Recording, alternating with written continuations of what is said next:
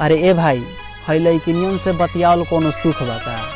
अरे कि हई लइकिनियन से बतियावल कोनो सुख बका। उ खाली तोहई से बतियावेली कोनो ये बतिया के प्रूफ बका। जाए गोरी जिले हम अकेला हो प्यार के नमा कि प्यार में धोखा मिलल हसनैन भाई के चेहरा पर उदासी छा। अरे भाई कि प्यार में धोखा मिलल हसनैन भाई के चेहरा पर उदासी छा गई कि सोचले कि अब कोनो लड़की से प्यार ना करब तो एगो नया नंबर से मिस कॉल तो जब न कैलू छीन ले गईलू उठावा के मुस्कान हो तन। अरे कि अभी देख के मुँह फेरे लू एक दिन ऐसा पहचान बना ले। अरे कि अभी देख के मुँह फेरे लू एक दिन ऐसा पहचान बना ले आ तो से मिलल तो दूर करे जा तो के देखे खातिर तरसा दे। सोचबो न कैलू छीन ले गईलू उठावा के मुस्कान हो। अरे कि होठ पे लाली कान में बाली खूबसूरत तो खूब रहे। अरे कि होठ पे लाली कान में बाली खूबसूरत तो खूब रहे मगर हमरा का पता रहे कि वो धोखा दे के चल जाई काहे कि ओकर चेहरा बहुत मासूम रहे। जाए गोरी जिले हम अकेला हो प्यार के नमवा पर कहलू खेला हो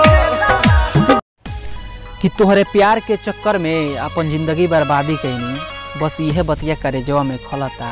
अरे कि तोहरे प्यार के चक्कर में अपन जिंदगी बर्बादी कैनी बस यह बतिया करे जवा में खलता आ तू माना चाहे मत माना ये करे जा तुहार तो चक्कर कोनो औरी से चला।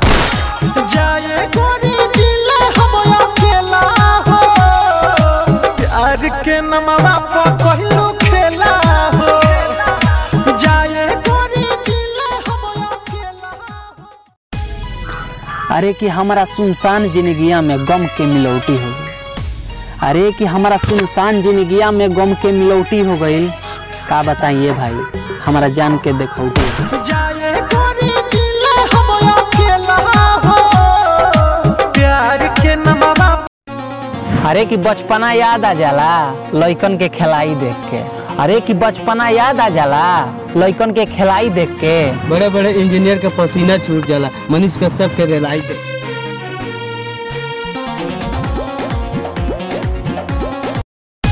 अरे कि होठ पे लाली कान में बाली खूबसूरत तो खूब रहे। अरे कि होठ पे लाली कान में बाली खूबसूरत तो खूब रहे मगर हमरा का पता रहे कि वो धोखा दे के चल जाई काहे कि ओकर चेहरा बहुत मासूम रहे। जाए गोरी जिले हम अकेला हो प्यार के नमवा पर कहलू खेला हो। अरे कि जिंदगिया हमार पागल भइल भागल फिरतनी घर से। अरे कि जिंदगिया हमार पागल भइल भागल फिरतनी घर से। पूरा दिन पागल होके गुजर जाला ए हमार जान मोहब्बत के दौर से। खबरों न ले लू अब तक नंबरों न दे लू हो।